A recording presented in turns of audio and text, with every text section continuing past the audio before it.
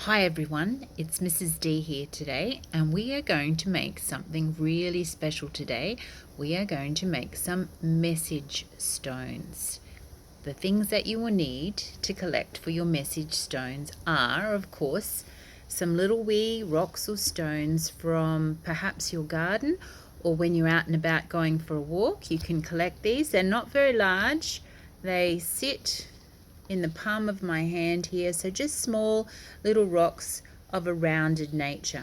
The other things that you will need, some newspaper, and I use aluminium foil for my paint palette, but you could use a saucer.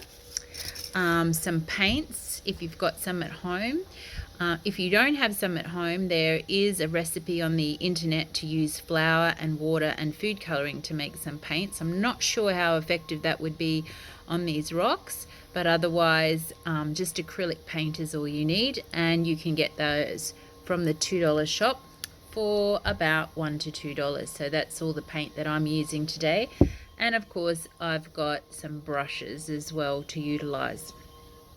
Now, the first thing you need to do is take your rock and you need to give it a base color. So this particular one, I'm going to paint it a lovely ochre color because I love ochre and it's a nice natural color. So just take your time, cover your stone or rock all over the top, and the newspaper also will help you to keep the paint off your hands if you were doing this on the newspaper, and it allows it to sit in a place to dry without getting paint all over the table.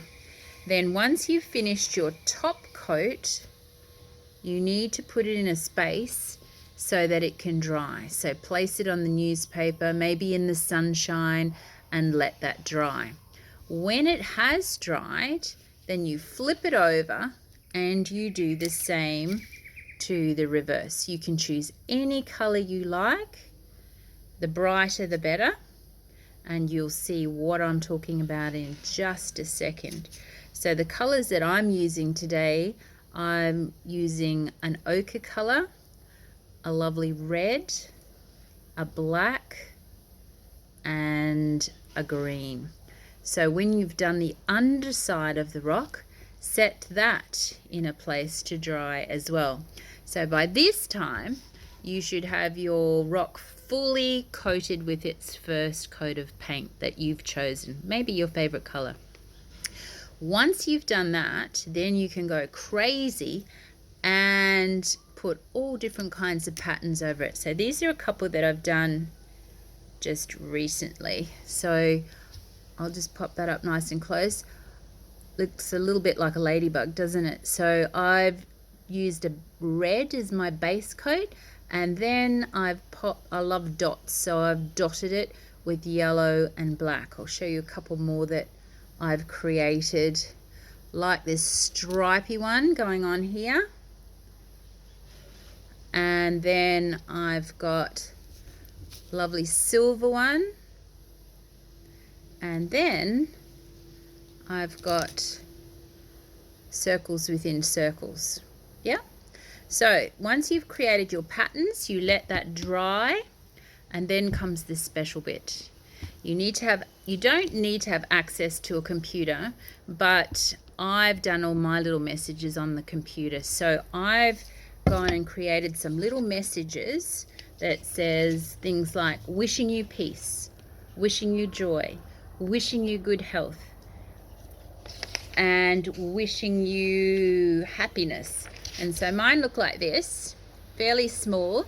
I've cut one out, and when you cut it out, then you can glue it on the back of your message stone. And then the really cool thing you get to do is when you're walking around the neighborhood, just pop them on different people's letterboxes. And so when they go out to get the mail, they're going to find this little surprise, a little message stone. And when they pick it up and look on the bottom, there'll be a special wish for them. Now, if you don't want to type your message out on the computer, then you possibly might want to paint it on the bottom or write it on with a felt pen. But for me, it was easier to just type it up and glue on the little messages. So give it a go, then sneak around the neighbourhood on your next walk with your family and place a few message stones on the letterboxes and see the response that you get. Happy painting, everyone. See ya!